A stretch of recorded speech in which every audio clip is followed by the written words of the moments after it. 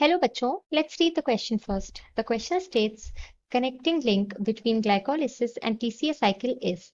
Four options are given. First is link reaction, second is EMP pathway, third is ETC and fourth is citric acid cycle. Question में पूछ रहे हैं कि connecting link क्या है glycolysis and TCS cycle के बीच में।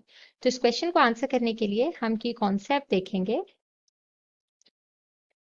About link reaction, which is the connecting link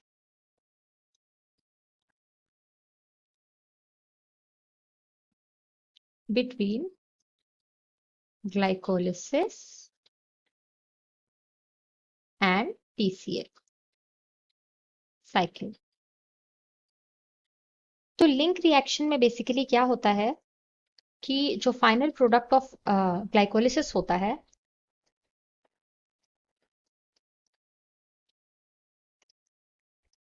which is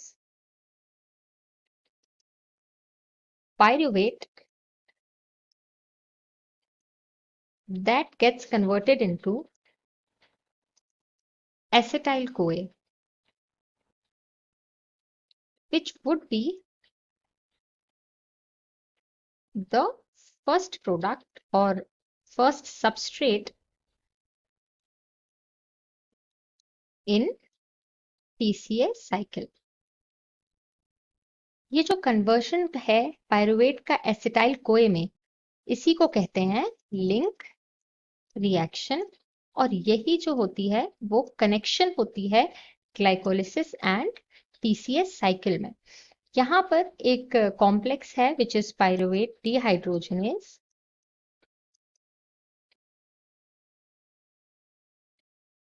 एक एंजाइम नहीं है, ये एक कॉम्प्लेक्स है।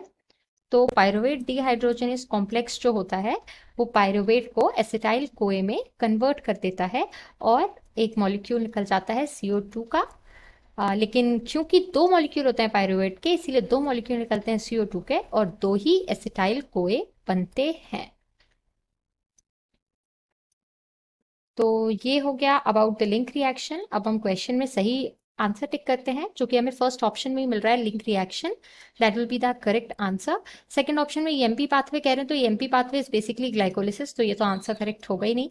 थर्ड ऑप्शन में इलेक्ट्रॉन ट्रांसपोर्ट चेंज कह रहे हैं, तो ये तो एकदम एंड में होता है, मतलब TCS साइकिल के बाद जो होती है वो होती है इलेक्ट्रॉन ट्रांसपोर्ट चेंज, तो ये तो कोई मिडिल में आ ही नहीं रही है। और थर्ड और फोर्थ ऑप्शन में सिट्रिक एसिड साइकिल की बात हो रही है, तो ये भी TCS साइकिल को ही कहते हैं, तो ये भी हमारा ऑप्शन नहीं होगा। So the final and correct answer for this question will be option number 1. Hope you understood it well. All the best.